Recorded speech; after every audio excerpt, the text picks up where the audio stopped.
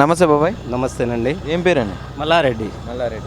ఏంది ఇప్పుడు మీ కూడా ఒక 3 ఎకరాలు ఎండిపోయిందని చెప్పి సమాచారం అందుతుంది, నిజమేనా ఇది? అవును సార్, ఇప్పుడు ఈ 14 నెలల కాలం నుంచి ఆనకాలం కూడా మాకు ఎస్ఆర్ఎస్పీ నీళ్ళు రాలే. ఎంత ఉండే, ఎన్ని ఎకరాలు వేసినావు అసలు? 5 ఎకరాలు. గత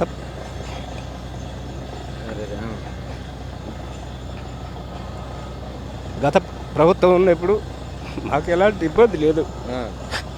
మరి ఈ 14 నెలలు ఇచ్చి ఎస్ఆర్ఎస్పీ నీళ్ళు రాలేదు. రాక మేము ఇది 4వ బోరు వేస్తున్నా. ఇప్పటి వరకు కూడా నాకు 3 ఎకరాలు ఎండిపోయింది. ఇప్పుడు కేవలం నీ పంట పొలాలు ఎండుతున్నాయని చెప్పి ఇప్పుడు బోర్ వేస్తున్నావు. అవును, ఈ బోరు 4వ బోరు ఈ రోజుకి. 4వ బోరు వేస్తున్నా. ఇది కూడా ఏం పడుతుందో, పడకపోతే ఏం లేదాడ. మరి రైతు ఇది పడకపోతే మాత్రం ఆత్మహత్య చేసుకోవాల్సిందే. అలాంటి డెసిషన్లు తీసుకోక. కానీ అంటే ఇప్పుడు గతంలో 10 సంవత్సరాలలో కూడా ఇట్లనే ఉండేనా? 10 సంవత్సరాల కాలంలో మాకు 9 సంవత్సరాలు ఎలాంటి ఇబ్బంది లేదు. ఒక్క బోరు కూడా వేయలే. మంచి రైతులం, మంచిగా రైతు బంధు వచ్చింది, రైతు బీమా వచ్చింది, రుణమాఫీ వచ్చింది, అన్నీ మంచిగానే ఉన్నాయి. కానీ ఈ సంవత్సరం కనీసం మొన్న సన్నోడ్లు పెట్టమని వెనకోళ్ళకు బోనస్ కూడా వేయలేదు.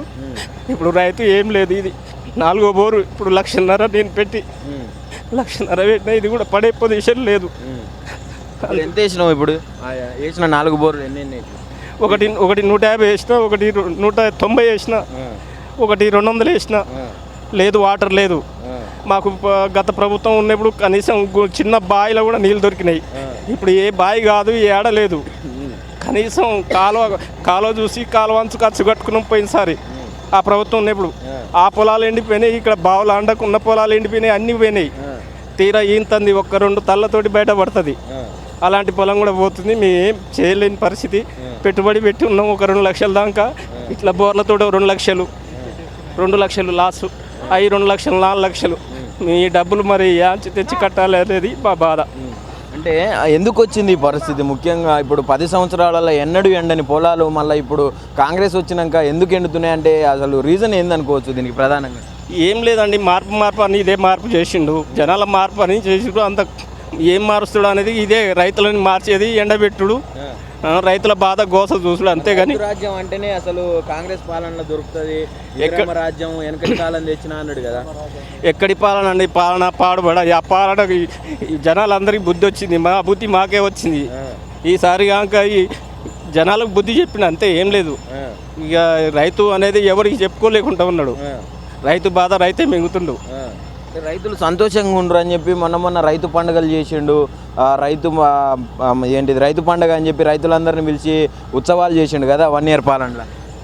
ఏ పాలన చేసినా అవన్నీ వాళ్ళ పదవుల కోసం, వాళ్ళ అధికారం కోసం, వాళ్ళ సంపాదన కోసమే వాళ్ళు చూసుకుంటారు. కానీ రైతును కాపాడే పరిస్థితి కూడా లేదు. అసలు ఇక్కడికి ఈ ప్రాంతానికి అంటే ఇక్కడ ఈ చుట్టుపక్కల ప్రాంతాలకు ఎక్కడి నుంచి వస్తాయి నీళ్లు? ప్రధానంగా అసలు ఏ నీళ్ళు ఆగిపోయినాయి మీకు ఏందని చెప్పి ఒకసారి క్లారిటీ. మాకు ఎస్ఆర్ఎస్పీ నీళ్ళు వచ్చేది ఇన్నాళ్ళు 9 సంవత్సరాలు ఖచ్చితంగా. ఆనకాలం వచ్చినాయి, యాసంగి వచ్చినాయి. ఇప్పుడు ఆనకాలం ఈ 14 నెలల కాలంలో మాకు ఆనకాలం రాలే, యాసంగి రాలే. ఏమైనా మనకు మధ్యరాల వరకే వచ్చి ఆగిపోయినాయి నీళ్లు. వాటర్ ఇక్కడ దాకా చేరలే. ఎందుకంటే అంటే దానికి కారణం ఏంది? ప్రభుత్వం ఆపిందంటవా? ఎట్లా? ప్రభుత్వం ఏందండి, ఆ మేడిగడ్డ కుంగిందని అది మేడిగడ్డ అని మొక్క పెట్టుకొని కాళేశ్వరం నీళ్ళు ఎత్తిపోయలేక, మోటార్లు పెట్టలేక, ఆ నీళ్లు తేలేక, అది చేతగాక వీడు నీళ్లు మా రైతులకు గోసబుచ్చుకుంటున్నాడు. ఆ నీళ్లు తీసుకొస్తే రైతులు సస్యశ్యామలంగా ఇవాళ బ్రహ్మాండంగా పంటలు పండిద్దరు. దాన్ని ముట్టుకుంటే ఆయన పేరు ఆడొస్తుందని అది ముట్టుకోక అది కూలిపోయిందని జనాల మభ్య పెడుతున్నాడు. అంటే ఇప్పుడు కేసీఆర్ అన్న వాళ్ళు దూడిపోయడం కోసం ఉన్న రైతులందరినీ ఆత్మహత్యలు చేసుకునేటట్టు చేస్తే ఎట్లా ఉంటుంది అది రాజ్యం? ఇప్పుడు ఎద్దేడిచిన వ్యవసాయం, రైతు ఏడిచిన రాజ్యం బాగుపడదని చెప్పి చరిత్ర చెప్తుంది కదా మనకు. అది కూడా వాస్తవం సార్. ఎద్దేడిచిన వ్యవసాయం, రైతు ఏడిచిన వ్యవసాయం ఎప్పటికి కూడా ఏ ప్రభుత్వం కూడా బాగుపడలే, కూలిపోయింది. గత 60 ఏళ్ళ పరిపాలన కూడా కాంగ్రెస్ పాలన వచ్చినప్పుడు ఇదే పరిస్థితి ఉండే.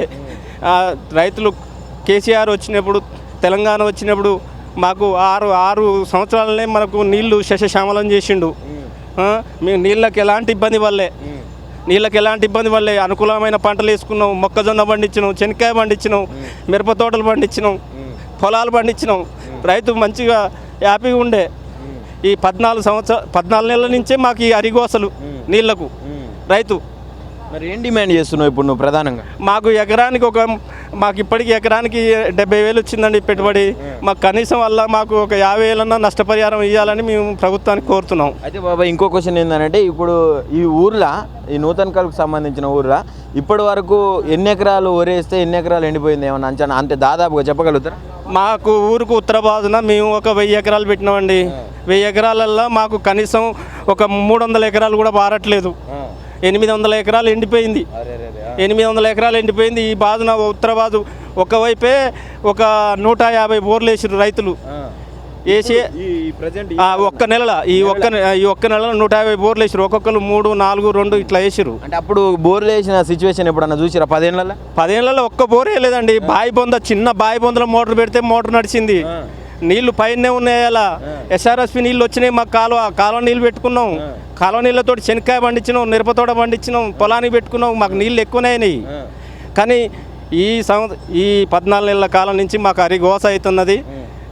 కరెంట్ ఇస్తున్నా అంటుండు, ఫ్రీ బస్ అంటుండు. ఆ ఫ్రీ బస్సు ఓనికి కావాలి, నీళ్ళు లేనప్పుడు ఈ కరెంట్ ఓనికి కావాలి. మోటార్లు కాలుతున్నాయి, ఆ నీళ్ళు పోయలేక 3 నెలలకు మోటార్ కాలిపోతుంది. మళ్ళీ ఆ మోటార్లకి ఈ బోర్లకే సరిపోతుంది మా బతుకు. ఒక్క మాటలో కేసీఆర్కి రేవంత్ రెడ్డికి ఉన్న తేడా చెప్పమంటే ఏం చెప్తావు?